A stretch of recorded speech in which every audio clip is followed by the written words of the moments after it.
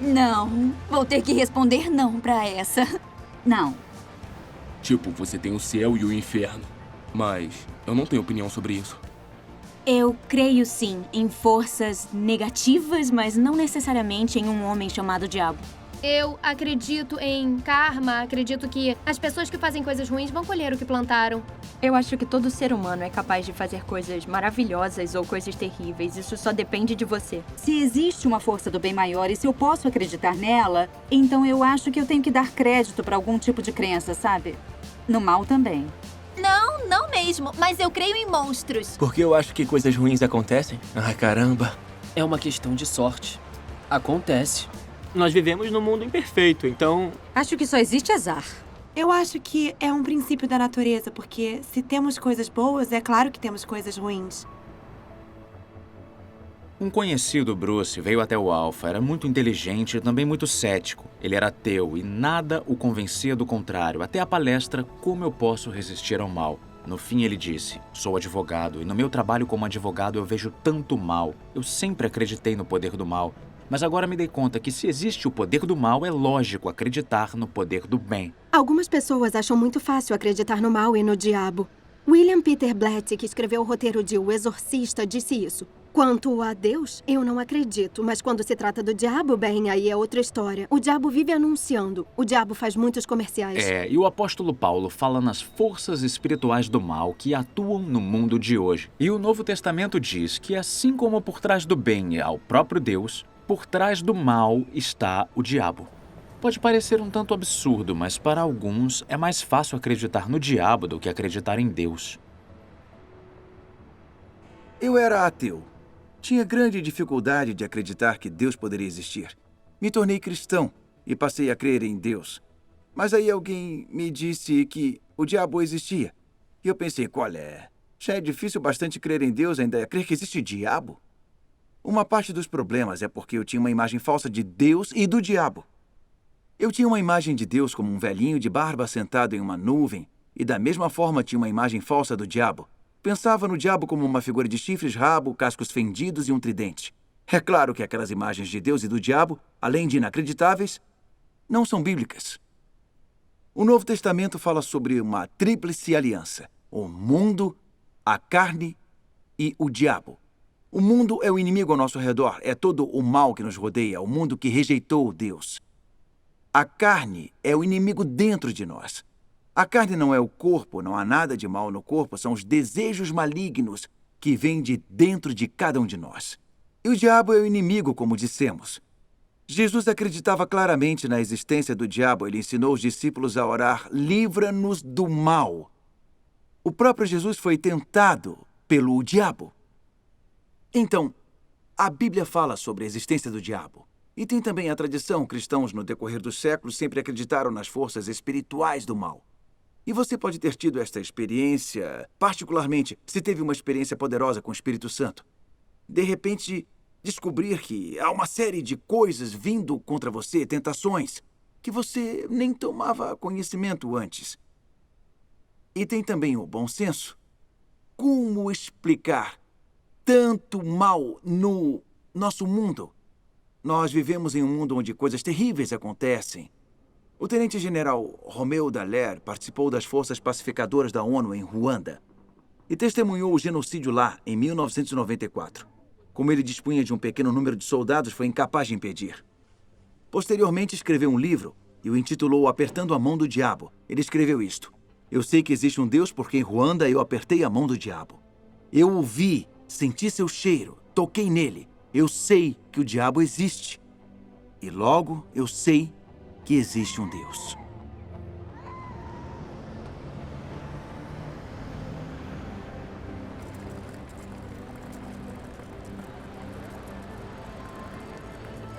Há dois perigos iguais e opostos quando pensamos no mal. Um perigo é a descrença completa e o outro é um nocivo e excessivo interesse nos poderes e nas práticas do mal. Coisas feito a tabu ouija, cartas de tarô, horóscopos, leitura de mãos. As pessoas que estão numa busca espiritual costumam experimentar esse tipo de coisa. Não é um pecado imperdoável, mas se faz isso, então se afaste e se arrependa. Se livre de livros ou de qualquer coisa na sua vida associada a isso, porque não devemos ter esse interesse nocivo nessas coisas. O diabo quer destruir as nossas vidas. Jesus descreveu o diabo como um ladrão que quer nos roubar. O ladrão vem apenas para furtar, matar e destruir. Este é o objetivo principal. É o completo oposto do que Jesus quer na nossa vida. Jesus ama você. Ele disse: eu vim para que tenham vida e a tenham plenamente. É isto que Deus quer para você, plenitude de vida. O objetivo do diabo é destruir e ele usa táticas astutas. Nunca é óbvio logo de cara aonde ele está tentando levar você.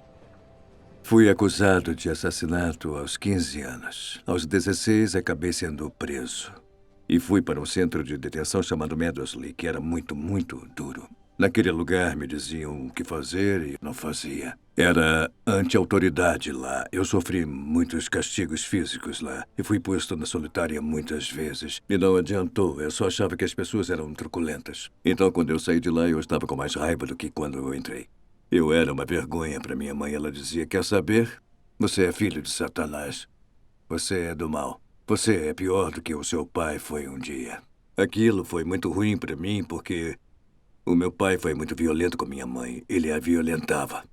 Então, para mim, ela dizer que eu era pior do que o meu pai, que eu era filho de Satanás, isso me deu muita raiva. Então eu acabei me tornando hooligan de torcida. Eu comecei a ser retalhado. Sofri um corte no rosto, tive meu dedo mindinho decepado, fui esfaqueado 4 vezes no braço e no peito. Eu levei uma garrafa nos olhos, perdi os dentes da frente. Eu já tive os ombros, os braços destroncados. Era anarquista. Eu adorava brigar. As coisas que eu fiz, eu nem poderia mencionar. Eu fiz algumas coisas muito seriamente malignas. Eu era do mal, maldade pura e simples. O diabo quer nos levar por um caminho de destruição. Então, quais são as táticas dele? Bom, a primeira é a dúvida. Todas as coisas importantes na vida exigem fé, então estão sujeitas à dúvida. E o diabo quer que duvidemos das nossas crenças e acreditemos nas nossas dúvidas. Mas Deus quer que duvidemos das dúvidas e acreditemos nas crenças. O diabo mente e nos faz duvidar de quem nós somos e de quem Deus é. E Jesus descreve o diabo como mentiroso e pai da mentira. No Jardim do Éden, nos capítulos iniciais do Gênesis, onde há uma revelação de como o mal trabalha, o diabo é representado na forma de uma serpente, cuja frase inicial para a humanidade é: foi isso mesmo que Deus disse? Ele lançou dúvida sobre o que Deus tinha dito. Vemos isso de forma clara com Jesus. No batismo dele no Rio Jordão, as palavras do Pai vieram do céu: este é o meu filho, amado, em quem me agrado. E imediatamente depois disso, Jesus é levado ao deserto e o diabo vai até ele. E sua primeira frase é: se você é o filho de Deus. Em outras palavras, o diabo tenta fazer Jesus duvidar de sua identidade. O diabo vai tentar fazer você duvidar da bondade de Deus, convencer você de que Deus é um estraga-prazeres que só quer acabar com toda a diversão. Ele mente sobre a identidade de Deus e a sua. E se ele puder fazer você duvidar da sua identidade como cristão, como filho de Deus, então ele fará. Muitos de nós lutam com a falta de autoconfiança, mentiras sobre nós que outras pessoas contaram e que nós acabamos acreditando.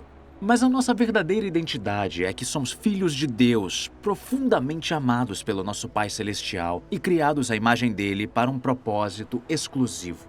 Outra tática do diabo é a tentação. E todos nós sofremos a tentação em algum grau.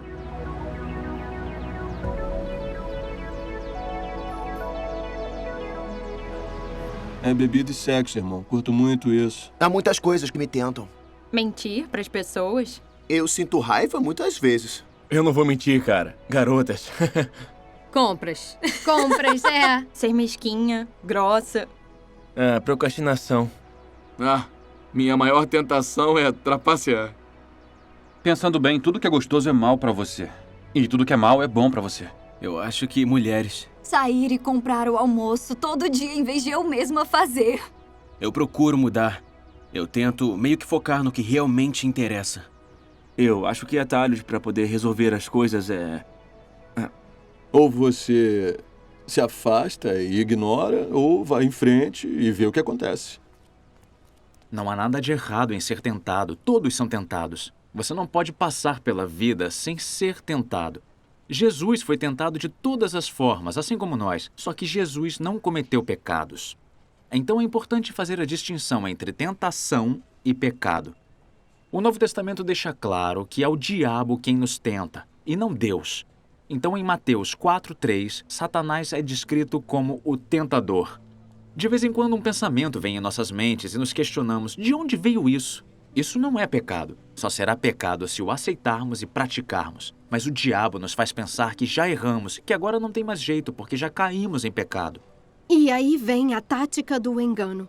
Todo pecado é uma forma de engano. Novamente em Gênesis, o diabo, na forma de serpente, diz: certamente não morrerão se desobedecerem a Deus. Em outras palavras, isso não vai lhes fazer mal. Mas o diabo tenta nos enganar, nos levando a pensar que Deus não nos ama, nem quer que tenhamos o melhor dessa vida. Jesus quer sim que você viva plenamente. Ele te ama. Ele não quer que você conheça o mal. Ele quer que você conheça o bem. E um dos outros títulos do diabo é o acusador. Ele nos faz duvidar da bondade e do amor de Deus, nos tenta desobedecer às ordens de Deus que existem para nos proteger, e aí ele nos acusa e nos condena. Há uma grande diferença entre convicção e condenação.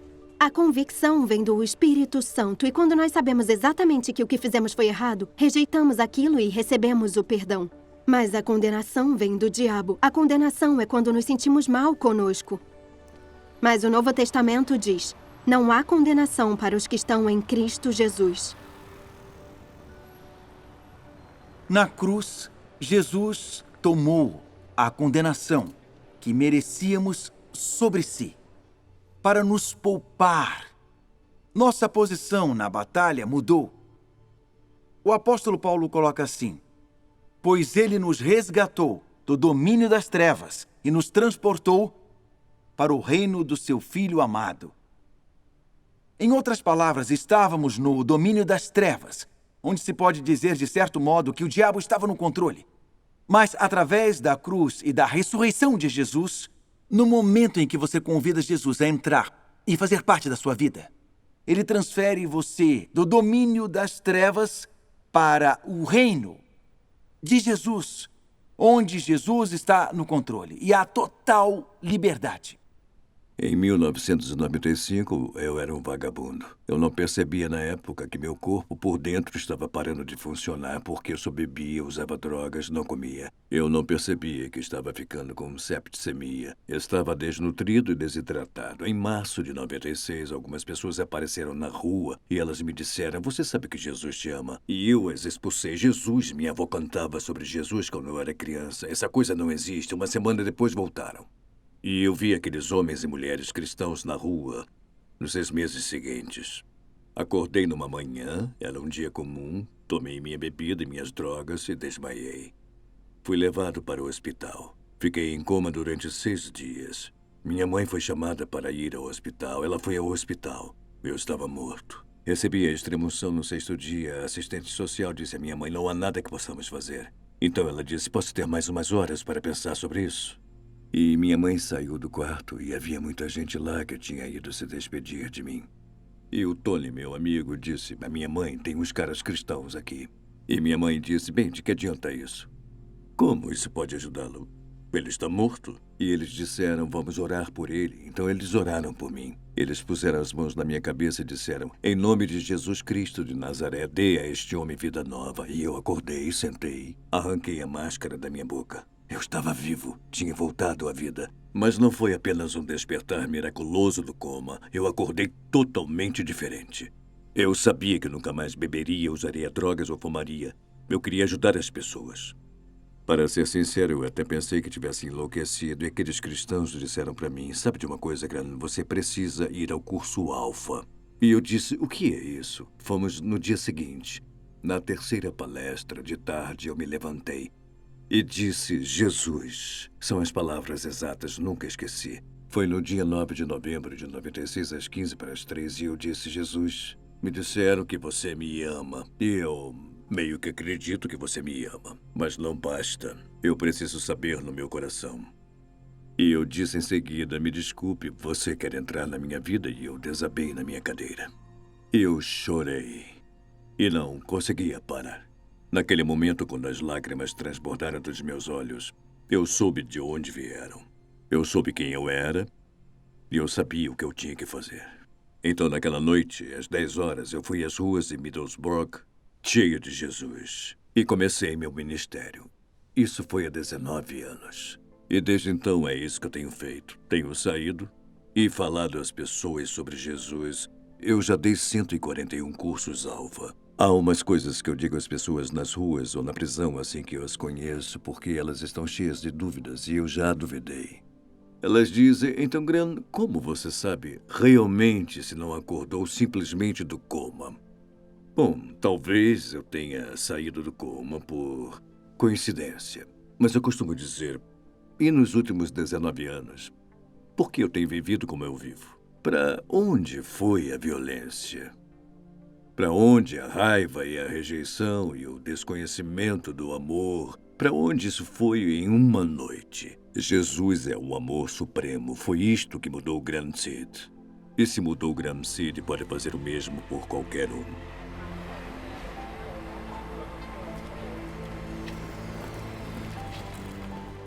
Se vivenciamos essa transformação, então por que ainda lutamos contra a tentação?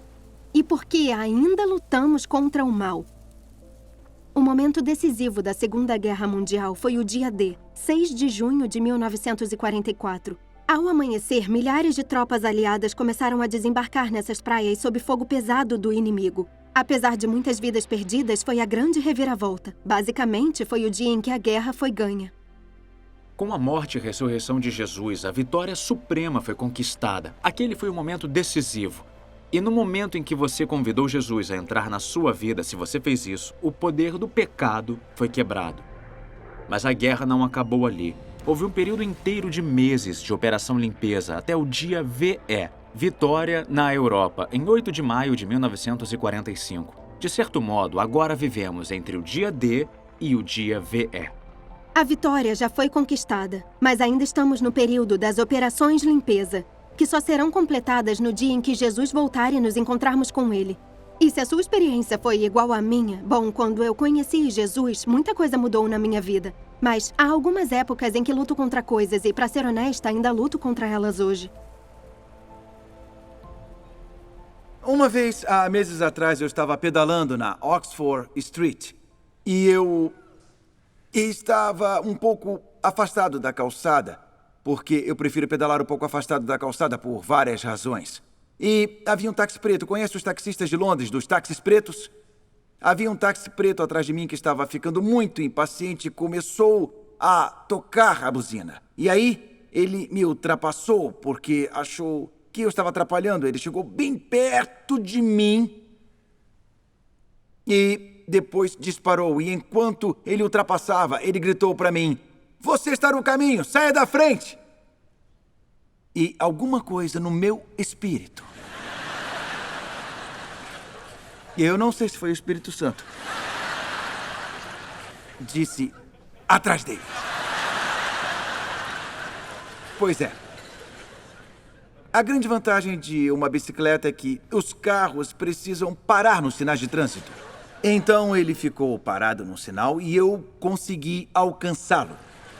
E ao passar ao lado dele, eu disse: "Você está no caminho, deveria sair da frente." E perguntei: "Qual é o seu número?" Porque eu sei que eles não gostam de receber queixas. E eu disse: "Qual é o seu número?" Naquele momento, abriu a luz verde do sinal e ele disse: "Meu número!" E saiu. E eu pensei: muito bem, eu vou pegá-lo. E eu comecei a pedalar atrás dele.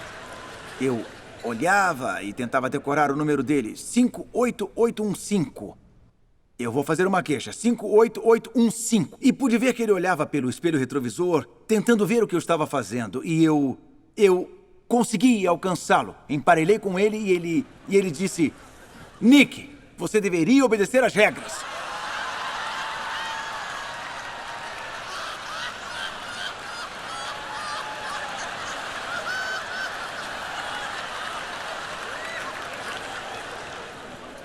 Eu pensei: será que eu vi direito?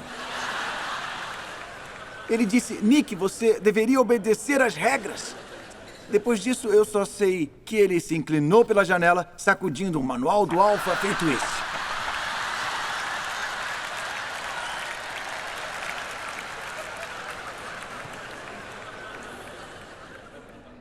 Então eu fui até ele e disse: "Você fez o curso Alpha?" Ele disse: "Sim, eu me converti no Alpha há 2 meses." Então ele não teve muito tempo para a santificação.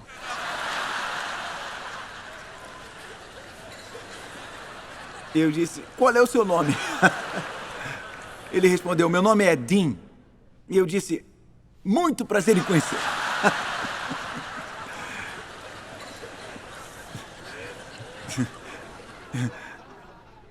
E por favor, me perdoe. Naquela hora ele era uma mistura de raiva e também interesse em conhecer a pessoa que havia assistido no DVD nas últimas 10 semanas. O passageiro no banco traseiro estava totalmente perplexo.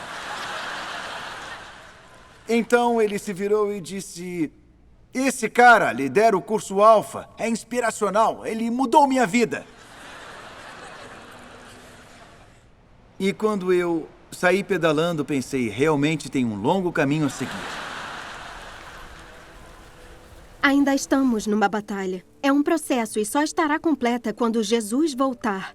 Então, qual é a nossa defesa? Como lutamos essa batalha? Bom, Paulo diz em Efésios capítulo 6 que para lutar essa batalha temos que nos fortalecer no Senhor. Temos que vestir toda a armadura de Deus. Então, efetivamente, a Bíblia está dizendo que temos que nos livrar dos maus hábitos e trocá-los pelos bons. Fique perto de Jesus, mantenha o foco em Jesus, cingindo-se com o cinto da verdade. Jesus disse: "Eu sou a verdade." Isto é o oposto da hipocrisia. É autenticidade, integridade, franqueza na sua vida. A couraça da justiça. Mantenha relacionamentos corretos, corte o mal pela raiz. Se errar, e todos erramos, peça a Deus para te perdoar e se levante rapidamente. O mesmo vale para outras pessoas. Se você falhar com alguém, lide com isso rapidamente. Peça perdão. Resolva o assunto. Envolva-se na obra, tendo os pés calçados com a prontidão do Evangelho da Paz. Não fique sentado fazendo nada. Envolva-se. Sirva na igreja ou na sua comunidade. Confie em Deus em tempos difíceis. Paulo disse: "Usem o escudo da fé, com o qual poderão apagar todas as setas inflamadas do maligno." O diabo vai tentar lançar coisas em você, dúvidas, medos, ansiedades, luxúria, todo tipo de coisas. Continue confiando. Não abra mão da sua fé. Usem o capacete da salvação. Vença a batalha da mente. Salvação significa liberdade, a liberdade que Jesus traz. Todas as tentações querem entrar na mente. Um pensamento se torna uma ação se torna um hábito se torna um destino. Conheça a Bíblia. Fique impregnado da palavra de Deus. Usem a espada do Espírito, que é a palavra de Deus. Eu realmente incentivo você a conhecer esse livro, lê-lo diariamente se puder. Seja de capa dura ou baixando o aplicativo Bíblia em 1 ano, o que for melhor para você. Cada vez que Jesus foi tentado, ele respondeu com um versículo da Bíblia. Ele conhecia bem as Escrituras e as usava como defesa contra os ataques do inimigo. Continue orando. Orem no Espírito em todas as ocasiões, com toda a oração e súplica. Se mantenha perto de Deus através da oração. E por último, mantenham-se firmes em união. Não há armadura nas costas. E estamos mais vulneráveis quando estamos correndo, mas ficamos mais fortes quando nos unimos. A boa notícia é que você consegue. Tiago disse: "Resistam ao diabo e ele fugirá de vocês. Aproximem-se de Jesus e ele se aproximará de vocês." Podemos vencer o mal com o bem. É assim que atacamos. E uma das formas de fazer isso é através do perdão. Na oração que Jesus ensina aos seus discípulos, conhecida como Pai Nosso, ele diz a eles para orar: "Perdoai as nossas ofensas, assim como nós perdoamos a quem nos tem ofendido." Perdoar alguém é uma das coisas mais difíceis que podemos fazer, mas existe um enorme poder no perdão. Meu nome é Parit Emanuel e participei do genocídio de 1994 contra os Tutsis. Eu matei muitos Tutsis sob a ordem de uma liderança ruim e passei 6 anos na prisão e 4 anos em serviço comunitário. Na prisão, colegas detentos me convidaram a fazer o Alpha. Eu fui, mas lutei para me encaixar. Eu percebi que eu precisava contar a verdade sobre o que havia feito e escrevi uma carta pedindo perdão aos parentes daquele que eu tinha matado. A vida foi muito dura depois que eu fui solto da prisão. Encontrei minha esposa com 2 filhos que não eram meus e enfrentei muitas situações desoladoras. Eu não sabia como eu ia conviver com os sobreviventes do genocídio depois do que havia feito. Meu coração estava cheio de agonia, solidão e medo. Encorajado pelo Alpha na prisão, eu decidi fazer o Alpha de novo. Eu aprendi que Jesus perdoa. Eu vivi o amor de uma forma que nunca tinha conhecido antes. Com a ajuda de um missionário local, eu fui procurar o Vincent, cuja mãe e avó eu havia matado, para pedir perdão. Hoje eu vivo em um lugarejo construído por sobreviventes do genocídio e perpetradores. O Vincent mora no mesmo lugar. Nós construímos uma amizade e agora eu sinto uma paz que nunca tinha sentido antes. A vida cotidiana continua a ser um desafio, mas eu encontrei o perdão e a cura para as coisas que eu havia feito.